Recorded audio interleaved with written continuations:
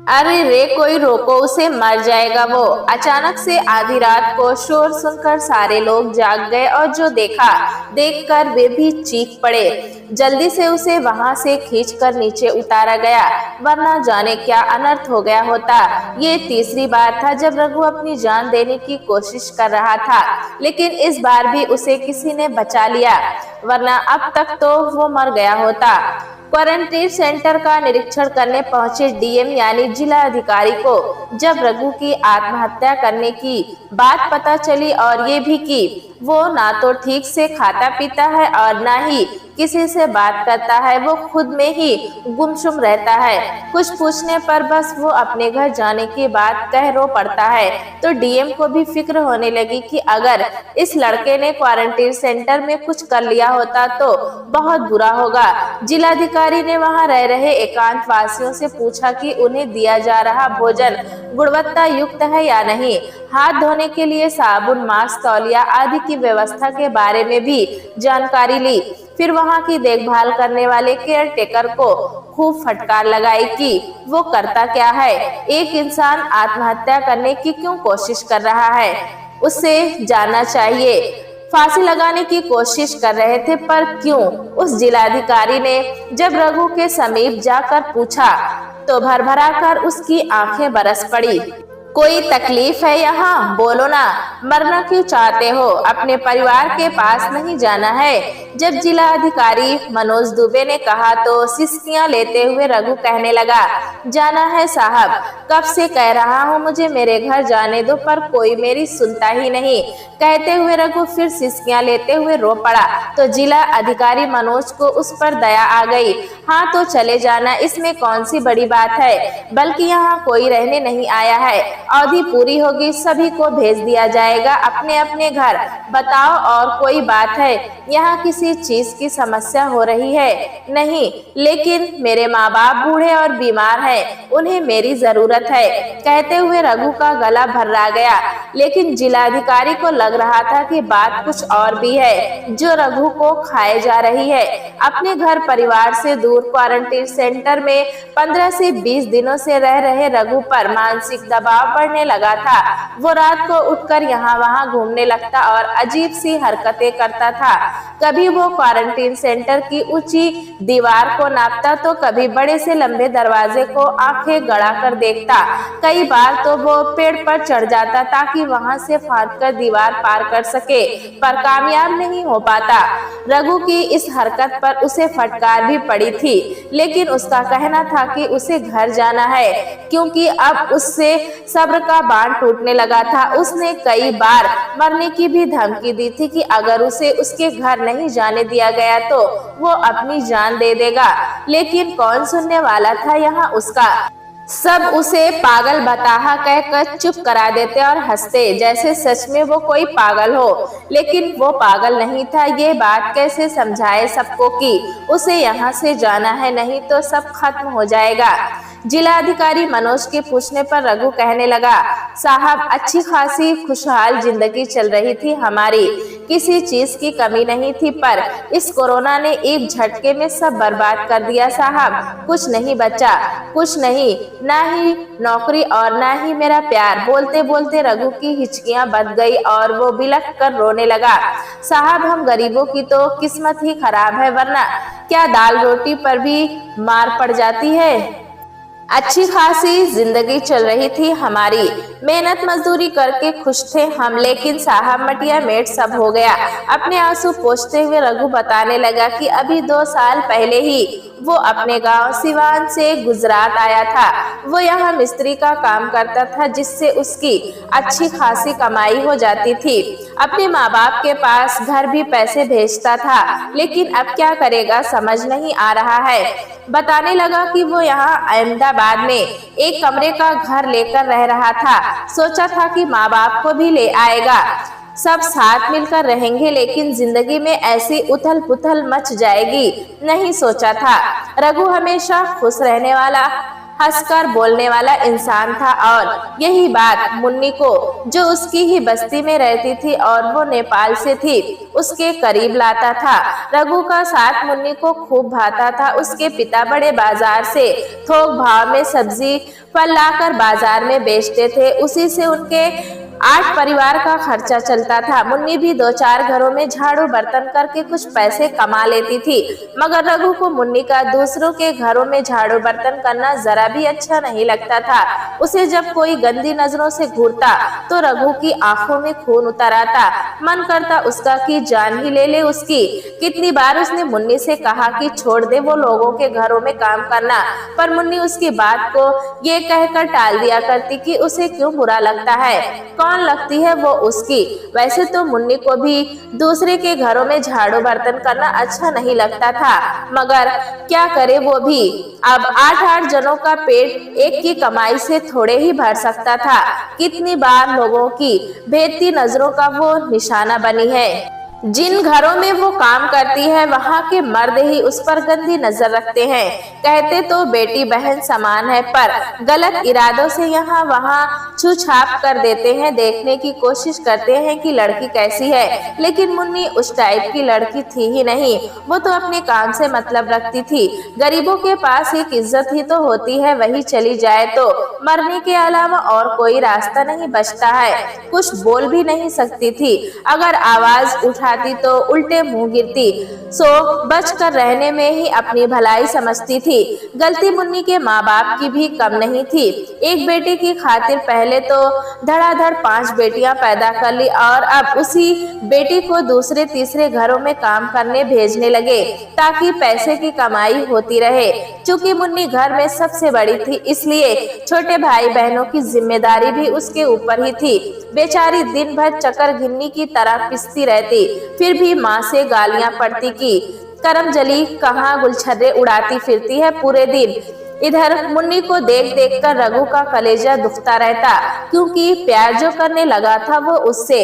अपने काम से वापस आकर हर रोज वो घर के बाहर खटिया लगाकर बैठ जाता और मुन्नी को निहारता रहता था, लेकिन आज कहीं भी उसे मुन्नी नहीं दिख रही थी। सो हैरान परेशान सा वो इधर उधर देख ही रहा था कि उसके सिर पर आकर कुछ गिरा। देखा तो पेड़ पर चढ़ी मुन्नी उसके सिर पर पत्ता तोड़ तोड़ कर फेंक रही थी। ओए मुन्नी, तूने फेंका? रघु लपका। नहीं तो फेंका होगा किसी ने। एक पत्ता मुंह में दबाते हुए शरारती अंदाज में मुन्नी बोली, देख झूठ मत बोल, मुझे पता है कि तुमने ही फेंका है। अच्छा और क्या क्या पता है तुझे? कहकर वो पेड़ से नीचे कूदकर भागने लगी कि रघु ने झपट कर उसका हाथ पकड़ लिया। छोड़ रघु, कोई देख लेगा। अपना हाथ रघु की पकड़ से छुड़ाते हुए मुन्नी बोली, नहीं छोड़ूंगा।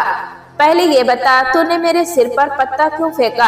आज रघु को भी शरारत सूझी थी। हाँ फेंका तो क्या कर लेगा? अपने निचले होठ को दांतों तले दबाते हुए मुन्नी बोली और दौड़कर अपने घर भाग गई। दिन भर का थका हारा रघु मुन्नी को देखते ही उत्साह से भर उठता और मुन्नी भी रघु को देखते बौरा जाती, भूल जाती दिन भर के काम को और अपनी माँ की डांट को भी। एक दूसरे को देखते ही दोनों सुकून से भर उठते थे। 18 साल की मुन्नी और 22 साल के रघु के बीच कब और कैसे प्यार पनप गया उन्हें पता ही नहीं चला। इश्क परवान चढ़ा तो दोनों कहीं अकेले मिलने का रास्ता तलाशने लगे। दोनों बस्ती के बाहर कहीं गुपचुप मिलने लगे। मोहब्बत की कहानी गूंजने लगी तो बात मुन्नी के माता पिता तक भी पहुंची और मुन्नी के प्रति उनका नजरिया सख्त होने लगा, क्योंकि मुन्नी के लिए तो उन्होंने किसी और को पसंद कर रखा था। इसी बस्ती का रहने वाला मोहन से मुन्नी के माता पिता उसका ब्याह कर देना चाहते थे और वो मोहन भी तो मुन्नी पर गिद्ध जैसी नजर रखता था। वो तो किसी तरह उसे अपना बना लेना चाहता था और इसलिए वो वक्त बेवक्त मुन्नी के माँ बाप की पैसों से मदद करता रहता था। मोहन रघु से ज्यादा कमाता था, उसने यहाँ अपना 2 कमरे का घर भी बना लिया था और सबसे बड़ी बात थी कि वो भी नेपाल से ही था। तो और क्या चाहिए था मुन्नी के माँ बाप को।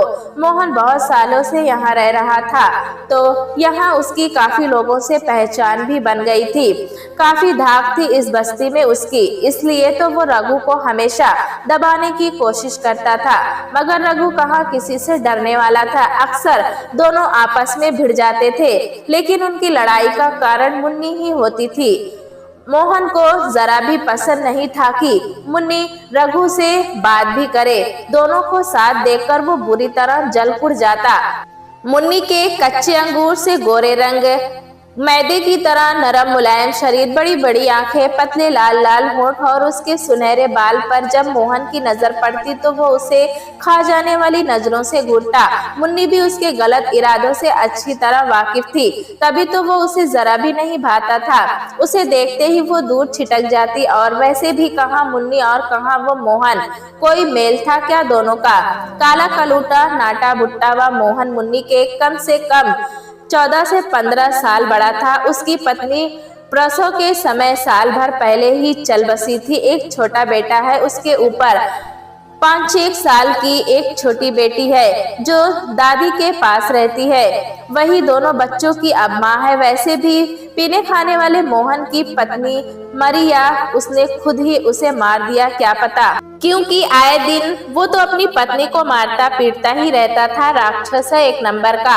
अब जाने सच्चाई क्या है। मगर मुन्नी को वो फूटी आंख नहीं सुहाता था। उसे देखते ही मुन्नी को घिन आने लगती थी।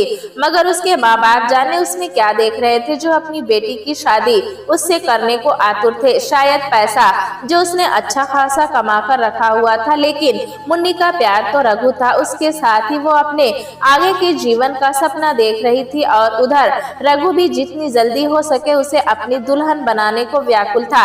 अपनी माँ से भी उसने मुन्नी के बारे में बात कर ली थी। मोबाइल से उसका फोटो भी भेजा था जो उसकी माँ को बहुत पसंद आया था। कई बार फोन के जरिए मुन्नी से उनकी बात भी हुई थी और अपने बेटे के लिए मुन्नी उन्हें एकदम सही लगी थी। एक शाम मुन्नी की कोमल कोमल उंगलियों को अपनी उंगलियों के बीच फंसाते हुए रघु बोला था, मुन्नी छोड़ देना लोगों के घरों में काम करना, मुझे अच्छा नहीं लगता।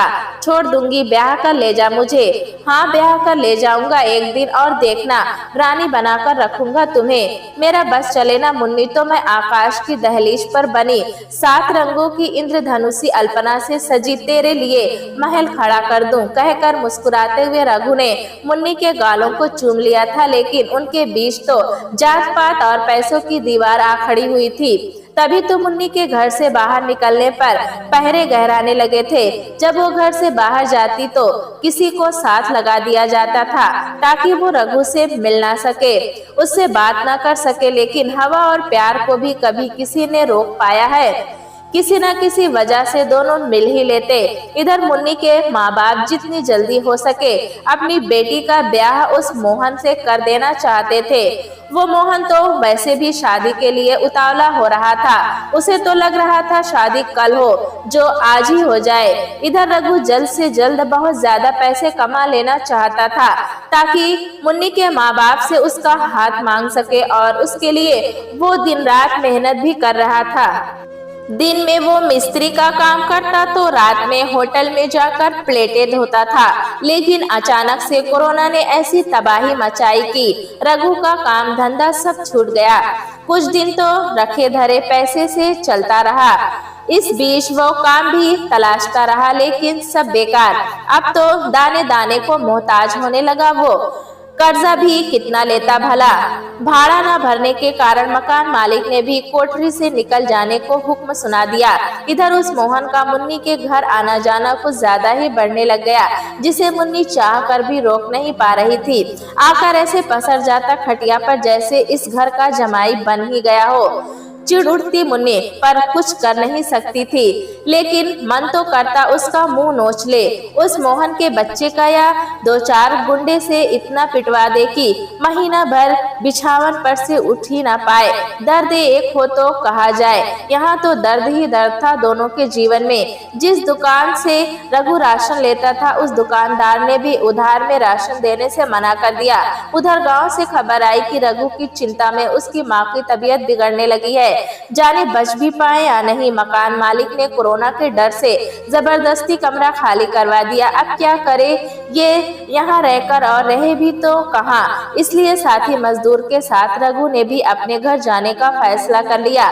रघु के गांव जाने की बात सुनकर मुन्नी सहम उठी और उससे लिपट कर बिलख पड़ी, ये कहकर कि मुझे छोड़कर मत जाओ रघु, मैं घुट घुट कर मर जाऊंगी, मैं तुम्हारे बिना नहीं जी सकती, मुझे मजदार में छोड़कर मत जाओ। मुन्नी की आंखों से बहते अविरल आंसुओं को देख रघु की भी आंखें भीग गई, क्योंकि वो जानता था मुन्नी और उसका साथ हमेशा के लिए छूट रहा है। उसके जाते ही मुन्नी के माँ बाप मोहन से उसका ब्याह कर देंगे, लेकिन फिर भी कुछ क्षण उसके बालों में उंगलियां घुमाते हुए आहिस्ता से रघु ने कहा, वो जल्द ही लौट आएगा। मुन्नी जानती थी कि रघु झूठ बोल रहा है, वो अब वापस नहीं आएगा, लेकिन ये भी सच था कि वो रघु की है और उसकी ही होकर रहेगी, नहीं तो जहर खाकर अपनी जान खत्म कर लेगी। लेकिन उस अधेड़ उम्र के दुष्ट मोहन से कभी ब्याह नहीं करेगी। मुन्नी के माँ बाप ने जब उस दिन मोहन से उसकी शादी का फरमान सुना दिया था, तब मुन्नी ने दो टूक भाषा में अपना फैसला दे दिया था कि वो किसी मोहन फोहन से ब्याह नहीं करेगी, वो तो रघु से ही ब्याह करेगी, नहीं तो मर जाएगी। उसके मरने की बात पर माँ बाप पल भर को सकपकाए थे, लेकिन फिर आकर्मक हो उठे थे। उस रघु से ब्याह करेगी जिसका ना तो कमाने खाने का ठिकाना है और ना ही रहने का, क्या खिलाएगा और कहाँ रखेगा वो तुम्हें। माँ ने भी दहाड़ा था कि कल को कोई ऊंच नीच हो गई तो हमें मुंह छिपाने के लिए जगह भी नहीं मिलेगी, और बाकी चार बेटियों का कैसे बेड़ा पार लगेगा। लड़की की लाज मिट्टी का सकोरा होता है, समझ बिटिया तू। मगर मुन्नी को कुछ समझना बुझाना नहीं था। दांत भींच लिए थे उसने ये कहकर, अगर तुम लोगों ने जबरदस्ती की तो मैं अपनी जान दे दूंगी, सच कहती हूँ। और अपनी कोठरी में सिटकनी लगाकर फूट फूट कर रो पड़ी थी। मुन्नी की माँ का तो मन कर रहा था बेटी का टेटुआ ही दबा दे ताकि सारा किस्सा ही खत्म हो जाए। हाँ, क्यों नहीं चाहेगी, आखिर बेटियों से प्यार ही कब था इसे। हम बेटियों तो बोझ है इनके लिए। अंदर से ही बुदबुदाई थी मुन्नी, देखो इस कुलक्षणी को कैसे हमारी इज्जत की मिट्टी पलीत कर देना चाहती है। ये सब चाबी तो उस रघु की घुमाई हुई है, वरना इसकी इतनी हिम्मत कहाँ थी। अरे नासपीती, भले है तेरे माँ बाप, कोई और होता तो दुर्मुठ से कूट के रख देता। मेरे भाग्य फूटे थे जो मैंने तुझे पैदा होते ही नमक न चटा दिया। खूब आग उगली थी उस रात मुन्नी की माँ, उगले भी क्यों ना, आखिर उसे अपने हाथ से तोते जो उड़ते नजर आने लगे थे। एक तो कमाऊ बेटी, ऊपर से पैसे वाला दामाद जो हाथ से सरकता दिखाई देने लगा था। सोचा था बाकी बेटियों का ब्याह भी मोहन के भरोसे कर लेगी, मगर यहाँ तो ऊंचा बोल बोल कर आवाज फट चुकी थी मुन्नी की माँ की। मगर फिर भी उसे कोई फर्क नहीं पड़ा था। उसकी जिद तो अभी भी यही थी कि वो रघु की है और उसकी ही रहेगी। रात में सबके सो जाने के बाद रघु को फोन लगाकर कितना रोई थी वो। उसके जाने के बाद उसके साथ क्या क्या हुआ सब बताया, और ये भी कि अगर वो उसकी नहीं हो सकी तो किसी की भी नहीं हो सकेगी। फिर कई बार रघु ने फोन लगाया पर बंद ही आ रहा था। कहते हैं सारी मुसीबत एक बार आधम की है इंसान की जिंदगी में, और ये बात आज रघु को सही प्रतीत पड़ रही थी। कोरोना महामारी के कारण एक तो कामकाज और शहर छूटा, फिर पता चला कि वहाँ माँ बीमार है, और अब ये सब। कहीं मुन्नी ने कुछ कर लिया तो सोचकर ही रघु का खून सूखा जा रहा था। लेकिन क्या करे, वो भी यहाँ से भाग भी तो नहीं सकता है, इसलिए उसने भी अपनी जान खत्म करने की सोच ली थी। ना जिएगा ना इतनी मुसीबत झेलनी पड़ेगी। आज उसे मुन्नी का वो उदास चेहरा और थकी आंखें याद आ रही थी। मन कर रहा था। करीब होती तो उसके अधरों पर अपने होठ रख सारी उदासी सोख लेता। मुस्कुरा भी पड़ा था वो दिन याद करके जब पहली बार मुन्नी को आलिंगन में भरकर उसके अधरों को चूम लिया था और लजा कर वो रघु के सीने में सिमट गई थी। जीवन में पुरुष के साथ उसका ये पहला भरपूर आलिंगन था। मुन्नी की रीढ़ में हल्की सी झुरझुरी दौड़ गई थी। दोनों को एक दूसरे की छूती हुई परस्पर आकर्षण की हिलोरों का एहसास था, तभी तो दोनों एक दूसरे के करीब आते चले गए थे बिना जमाने की परवाह किए। जब रघु ने उसके होठों पर तप्त दबाव बढ़ाया था, यौवन योग के अनेक संपन्न अचानक देह में चमक उठे थे। इस आलिंगन और चुंबन की अवधि दिन प्रतिदिन बढ़ती ही चली गई थी, लेकिन जमाने ने और कुछ इस कोरोना ने उन्हें जुदा करने में कोई कसर बाकी नहीं रखी। रघु की कहानी सुनकर जिलाधिकारी मनोज को उस पर दया आ गई कि एक गरीब इंसान को प्यार करने का भी हक नहीं होता। बुझी बुझी सी उम्मीदों पर कोरोना का खौफ सबकी आंखों में साफ दिखाई दे रहा था। ख्वाहिशों व उम्मीदों को समेटे लोग खुश होकर दूसरे शहरों में कमाने खाने गए थे, लेकिन एक वायरस ने इनका सब कुछ छीन लिया। इन गरीब मजदूरों ने जिस शहर को सजाया संवारा, उसी ने इन्हें गैर बना दिया। अब तो बस दर्द ही याद है। अपने मन में ही सोच मनोज उन मजदूरों पर दया आ गई कि आखिर गरीब लोग ही हमेशा क्यों मारे जाते हैं, वे ही क्यों दर दर भटकने को मजबूर हो जाते हैं। सबसे ज्यादा तो उन्हें रघु पर दया आ रहा था कि उसका प्यार भी छिन गया, लेकिन उन्होंने भी सोच लिया था कि जहां तक हो सकेगा वो इन मजदूरों की सहायता जरूर करेंगे। इधर मोहन से शादी के जोर पड़ने पर मुन्नी धीरे धीरे टूटने लगी थी। कुछ समझ नहीं आ रहा था कि क्या करे, कैसे इस शादी को रोके। मन तो कर रहा था कि धतूरे का बीज खाकर अपनी जान खत्म कर ले, लेकिन ऐसा भी वो नहीं कर सकती थी, क्योंकि मरना तो कायरता है। किसी चीज को हासिल करने के लिए लड़ना पड़ता है, और वो लड़ेगी अपने माँ बाप से भी और इस जमाने से भी। सोच लिया उसने और अपने मन में ही एक फैसला ले लिया। रात में सोने से पहले उसने तकिए में मुंह छिपाकर रघु का नाम लिया। उसका चुंबन याद आया और वो पुरानी सिहरन शरीर में झंझना गई। अपने प्लान के अनुसार सुबह मुंह अंधेरे ही वो घर से निकल गई और पैदल चल रहे मजदूरों के संग होली। जानती थी पैदल चलकर रघु से मिलना इतना आसान नहीं होगा, पर अपने प्यार के लिए वो कुछ भी करेगी। हजारों क्या लाखों किलोमीटर चलना पड़े तो चलकर अपने प्यार को पाकर रहेगी। ये भी जानती थी कि उसे घर में ना पाकर गुस्से से सब बौखला जाएंगे। जहां तक होगा उसे ढूंढने की भी कोशिश की जाएगी, लेकिन कोई फायदा नहीं, क्योंकि तब तक वो काफी दूर निकल चुकी होगी। रघु के गांव घर का पता तो उसे मालूम ही था, फिर डर किस बात का था। 5 दिन बाद थके हारे कदमों से मगर विजयी मुस्कान के साथ वो अपने रघु के सामने खड़ी थी। रघु को तो अपनी आंखों पर भरोसा ही नहीं हो रहा था। उसे तो लग रहा था जैसे वो कोई सपना देख रहा हो, मगर ये सच था। मुन्नी उसके सामने खड़ी थी। दोनों बालिग थे, इसलिए उनकी शादी में रुकावट की कोई गुंजाइश ही नहीं थी। क्वारंटीन अवधि पूरी होते ही जिला अधिकारी मनोज ने अपनी देखरेख में दोनों की शादी ही नहीं करवाई, बल्कि एक भाई की तरह मुन्नी को विदा भी किया।